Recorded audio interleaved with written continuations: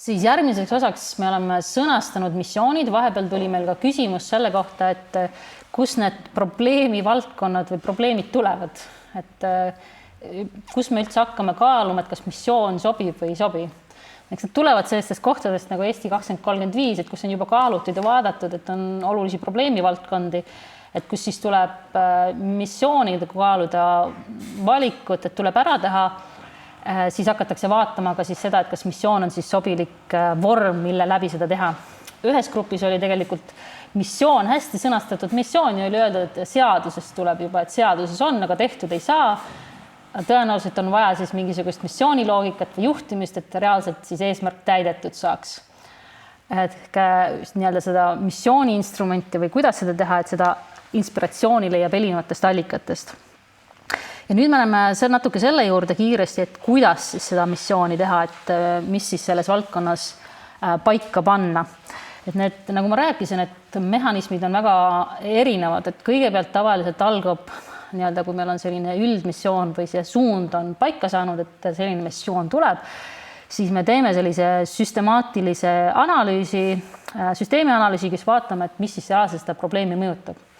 Kõik hooned ringmajanduses, et Eesti hooned ringmajanduses, probleemid läksid juba pankadesse, et miks pangad kasutavad ühte mõõdikut võrdsus teise mõõdikuga, mis tähendab seda, et keegi ei taha palkmajale laenu anda või 100-aastasele laenu anda, sest me kõik arvame, et see on nii keskkonnakahjulik või ei ole võimalik ringmajanduses kasutada. Et kuidas sellistest eelarvamustest, mis tegelikult süsteemselt läbi süsteemi tulevad, mis meie probleemi mõjutavad. Et kui me oleme sellise eelanalüüsi ära teinud ja vaadanud, et mis on see missiooni policy mix, ehk mida me reaalselt teeme täna, mis mõjutab meie probleemi, mis nii laiemas süsteemis toimub, mis mõjutab probleemi, siis me tahame jõuda ju ühel hetkel ka sellele, et mida me reaalselt tegema hakkame, et seda missiooni täidetuks saada. Ja selle jaoks, nagu ma mainisin, siis meie tihtipeale vaatame, et meie üks sellise edu aluseks on, et kas reaalselt see töö on ära tehtud, et on ka vaadatud seda, et mis on see muutuste teooria, et mida me eeldame, mis põhjuslikud seosed me eeldame, et seda probleemi reaalselt lahendada saadakse. Kui seda teooriat seal all ei ole, seda muutuste teooriat missiooni all ei ole, siis tihtipeale lihtsalt loetakse kokku kõik need asjad, mida nii-öelda missiooni suunal on pandud ja pannakse kõik kokku ja öeldakse, neid asju me teeme.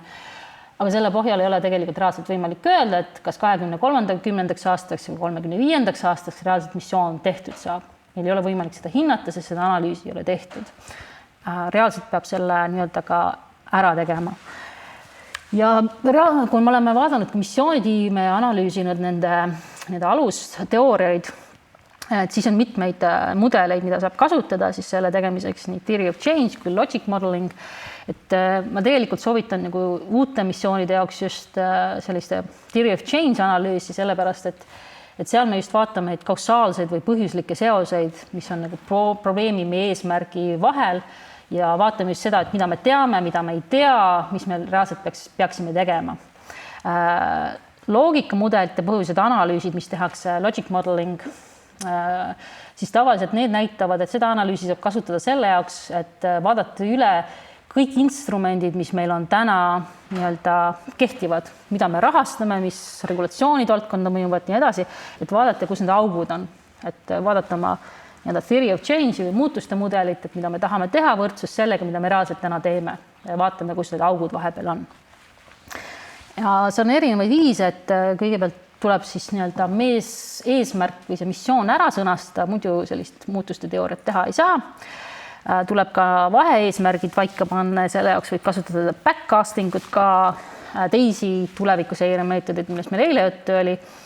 Ja hakata vaatama ka seda, et nende nii-öelda põhjuslike seoste vahel, et mida me siis reaalselt tegema peame. Näiteks nende tuleviku töökohtade olemasolu ja haridussüsteemi seoste vahel, et mis valdkonnad siis sealsed, mis need tegevused on, et me teame, et mis analüüsi meil vaja on teha, et teada, mis valdkondades või ettevõtetes 2035 me tegelikult tahame koolitada inimesi, mis me selle jaoks tegema peame ettevõtluspoliitikas, et need töökohad reaalselt oleksid olemas ja siis tegelema ka hariduspoliitikaga ja nii-öelda ka õpilaste motivatsiooniga, et nad neid reaalselt ka valiksid neid valdkondi, kuhu Eesti riik tahab suunata näiteks. Ja vaadata neid põhjuslikke seoseid ja vaadata ka meie selliseid arvamusi, et mis me võime ka tegelikult arvata, et komplekssete probleemidega, et millega on tegemist. Tavaliselt need mudelid näevad välja võrdlemisi sellised visuaalsed, et logic modeling on sellised nagu standardjoonised, mida avalikus sektoris tehakse, aga ka neid theory of change ja muutuste teooriat võib panna ka võrdlemisi nagu sellisesse standard juhtimisse. Kui see on all olemas, siis peaks hakkama vaatama ka neid printsiipe või siis millest meil juttu oli, et kuidas me missiooni valisime, et ka selle muutuste teooria alla, et kus me legitiimsuse saame, kes meie peamine missioonijuht on, et kas Kaja Kallas peab sellest hakkama rääkima mingil hetkel ministeeriumitega, kes seda reaalselt teeb, kuidas me oma eesmärki kommunikeerime, kas see eesmärk on selge, kuidas me hindame seda igapäevases võtmes, et kas eesmärgi pool tegevuse reaalselt täidab selle eesmärgi mõtte, kuidas me rahastame seda eesmärki, kuidas me tegeleme selle innovatsiooni poolega ka, et teatud valdkonnad, kus me riik siiamaani ei tegutse või tegutsemismehhanismid reaalselt eesmärki ei täida, kuidas me innovaatiliste lahendusteni reaalselt jõuame. Neid printsiipe me vaatame, kui me teeme näiteks missioonide stress-teste. Et kui on juba käimasolevad missioonid, siis OECD me oleme teinud siis ka sellist hindamist, et vaadata seda, et kas need missioonide disaini printsiibid on jälgitud ja et kas meil tekib selline kindlustunne, et reaalselt missioon saab täidetud või mitte. Aga neid disain printsiipile saab ka eesmärke saab siis kasutada ka reaalselt juba ette missioonide disainimisel, enda disainimisel. Lihtsalt näide sellest, et kuidas me seda stress-testi teeme, siis me tavaliselt seda me tegime Austrias. Austrias me hindasime seda, et kuivõrd hästi või halvasti olid Euroopa Liidu 5 missiooni juhtimisstruktuurid paika pandud ja need mehhanismid, missioonide mehhanismid paika pandud. Meil oli ka selline küsitlusvorm, aga kõige olulisemalt oli, et me nende missioonide juhtimismeeskondadega istusime maha ja siis me arutasime läbi need printsiibid ja vastavalt sellele ka siis nende vastused, et mis valdkonnas oli neil hästi ja halvasti ja siin on joonise peal ainult üks väike selline hindamismoment, mis meil oli siis arutuseks siis selle vähi, smart cities, soil, climate, water and teiste EU missionite juures. Kui meil on nüüd süsteemianalüüs tehtud, esimene süsteemianalüüs, et kuidas probleem välja näeb, mis seda mõjutab, meil on ka selline tehtud esialgne theory of change, muutuste teooria, et kuidas me reaalselt selle eesmärgi täidame. Ja siinkohal ma ütlen ka, et see muutusteooria ei tohiks olla selline ülekomplitseeritud pikk, see peaks olema selge ja ka pidevalt täiendatav, kuna iga kord, kui me missioonimeeskond või juhtimismeeskond midagi teeb, siis ta ka täiendab, sest me saame rohkem teada, et kas midagi toimis või ei toiminud, kas meie näiteks pangad ei tule meiega kaasa hoonete hindamisel ja nende laenude andmisel, siis mis me siis teeme? Kui see ei toimi, siis me peame midagi muud tegema, siis me peame muu lahenduse, sest nagu ma ütlesin, missioon peab see täidetud saama. Nüüd on veel vaja hakata täitma oma tegevusi, millega siis missioonimeeskond tegema peab, kuidas seda teha. Et kõige lihtsamaks muidugi teha, et teeme programmi ja missiooniprogramm ja vastavalt selle siis loeme asju. Reaalses elus, kui ma ütlesin, et need instrumendid lähevad nii seaduste muutmisesse, kui rahastamisse, kui innovatsiooni, kui erinevatesse suunadesse, see tähendab seda, et meil on vaja sellist portfelli juhtimist. Ja kui me räägime sellist portfelli juhtimisest, siis esimesena tuleb inimestele tavaliselt meelde selline venture capital portfolios, et kus on see meil on portfell ja me rahastame mingisuguseid projekte ja 5% sellest läheb hästi ja 95% läheb maha, aga see 5% õnnestub, portfell õnnestub. No sama põhimõtet võib ka missioonide juures kasutada, et kui innovatsioon on väga oluline, siis tõenäoliselt kõik asjad ei õnnestu selles missiooniportfellis. Aga mida me reaalselt vaatame siin on nii projekte kui ka tegevusi. Ja mõlemaid vaatame siis nii-öelda missiooni juhtimise juures projekte kui tegevusi.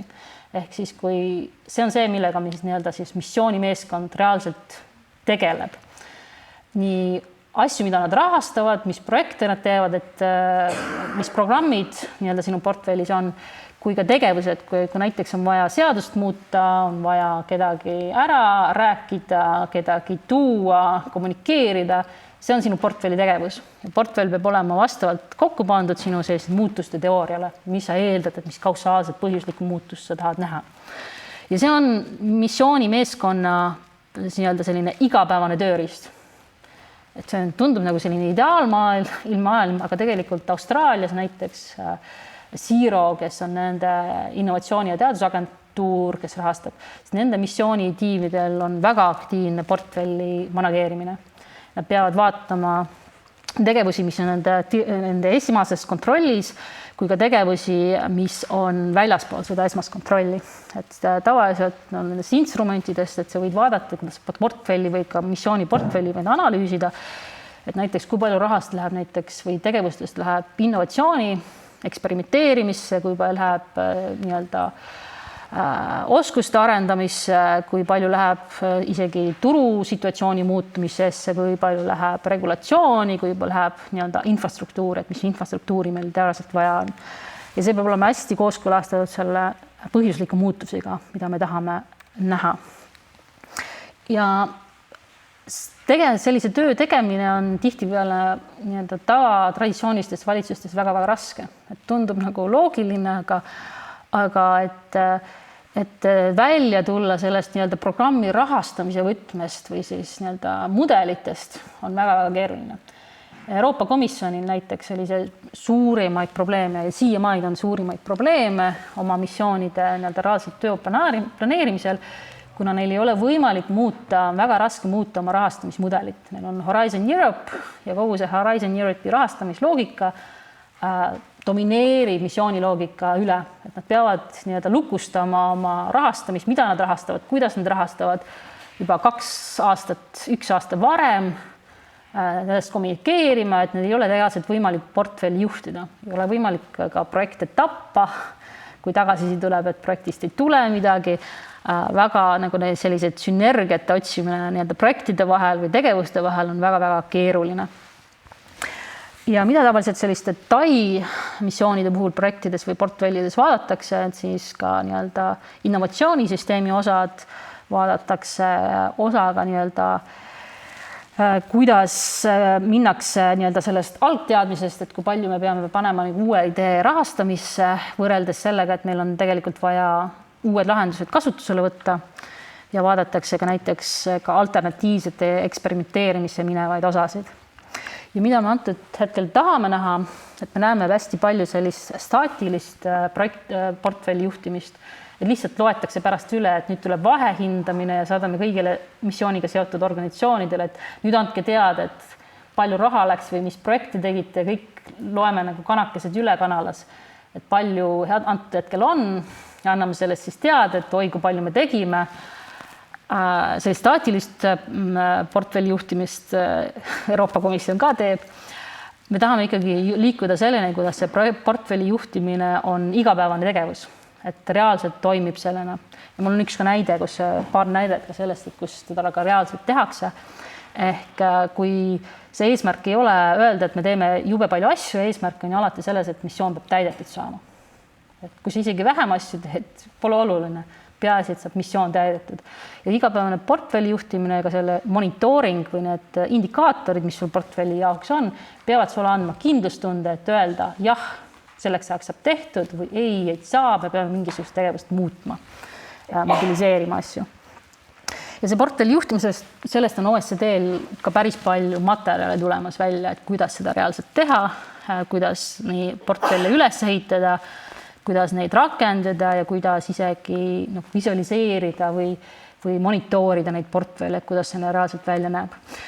Üks näide sellest on, kus portfelli juhtimisele on kogu organisatsioon üle läinud, on Nesta, kes on Suurbritannia innovatsiooniorganisatsioon ja nemad läksid uue juhtimise alla nüüd paar aastat tagasi ja nemad ka juhivad kogu organisatsiooni nii-öelda missioonipõhiselt. Neil on uued missioonid ja neil on ka siis nii-öelda oma portfelli juhtimise mudel, kuidas üle kogu organisatsiooni juhtida kõiki instrumente, et need missioonid reaalselt tehtud saavad.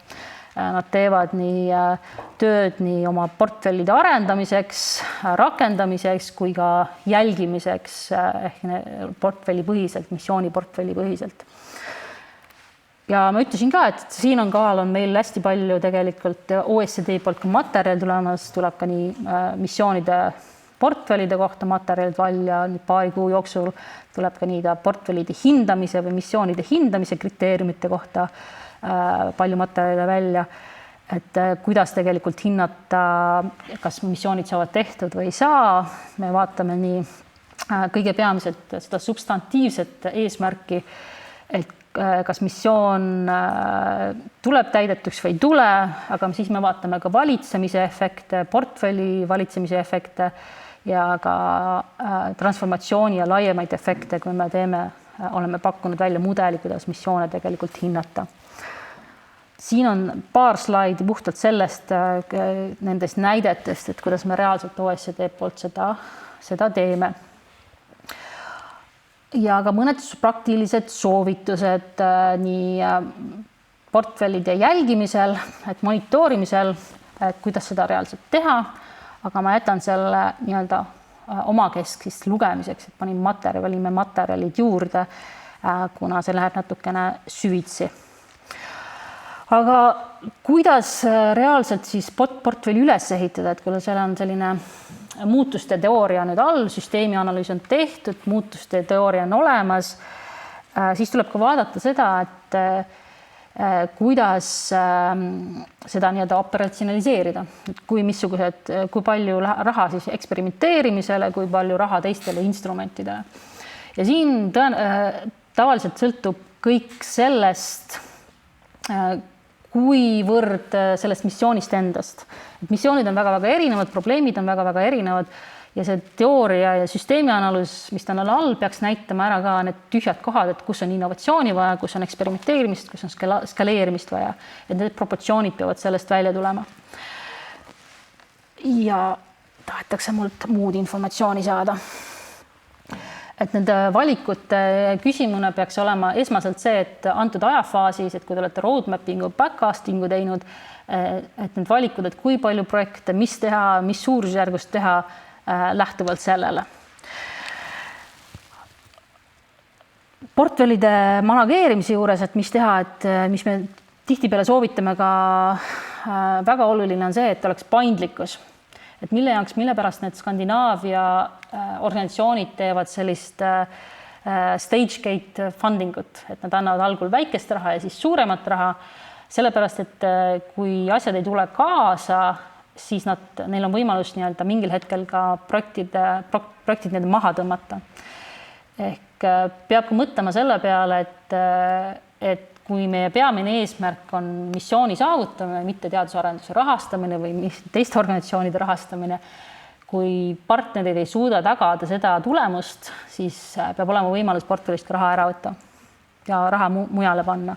Ehk see kriitiline faktor ongi selline paindlikkus selles süsteemis, et mitte panna kiiresti suur raha huugama ühes suunas, vaid peab olema ka selle peaks ka selle missiooni meeskonna oluline roll, et järjepidevalt teha seda monitooringut ja hindamist, et kas ka meie partnerid või kes seda reaalselt tööd teevad, kas nende eesmärgid sealt ka tulevad. Ja vaadata seda, et missugused seosed erinevate projektide vahel on. Ja see on just üks peamine probleem ka Tai missioonidega, et Tai-led, teadus-arendustöö ja innovatsiooni valdkonnast tulnud missioonidega, et nende portfellis ei suuda tegelikult sellist valley of death'ist üle minna, ehk siis sellest probleemist, et nii-öelda teadus-arendustegevuse lahendused peavad jõudma ka reaalsesse majandusse, ettevõtetesse, rakendusse. taaskord ma lihtsalt tegin viimase koostöö seminaril Euroopa Komisjoniga, sellepärast nad mul niimoodi vees ongi. Et kahjuks Euroopa Komisjonis just nende Tai missioonidega ongi probleem selles, et neil ei ole seda value chain'i või väärtusahelat püsti pandud, et kuidas reaalselt need lahendused jõuaksid sinna, kus missioonipõhiselt nüüd vaja on. Ja see on üks portfelli juhtimises üks peamisi eesmärke. Ja mis meile nagu portfelli juhtimise juures meeldib, on ka see, et kõige olulisem on hinnata seda, et kogu portfell ehk missioon peab täidetud saama, vaid tegelikult ei huvita, kas mingisugune 1 või 2 projekti läks metsa. Väga palju projekte läks metsa selle jooksul, kuidas inimesed kuule said. Viimati meie aja üks suuremaid missioone, Mission Warp Speed, mis oli siis USA COVID-19 vaktsiinimissioon. Seal rahastuses läks ka väga palju raha läks tegelikult huugama, aga eesmärk täideti. Ehk USA põhinevad vaktsiinid arendati aasta aja jooksul välja vastavalt suurele rahastusele. Ehk siis me vaatame seda lõppeesmärki, et nii-öelda ka VC capitali, venture capitali põhistes, et 5% tegelikult peab tagama sulle selle sissetuleku, 95% võib metsa minna, et peab olema ka võimalus see, et kui me teeme selliseid nii-öelda portfellipõhised otsused, siis kogu portfellini peab edukas olema, mitte siis üksikud osad. Ja siin on lihtsalt natuke nõu portfellide ehitamisel ja kuidas seda reaalselt teha.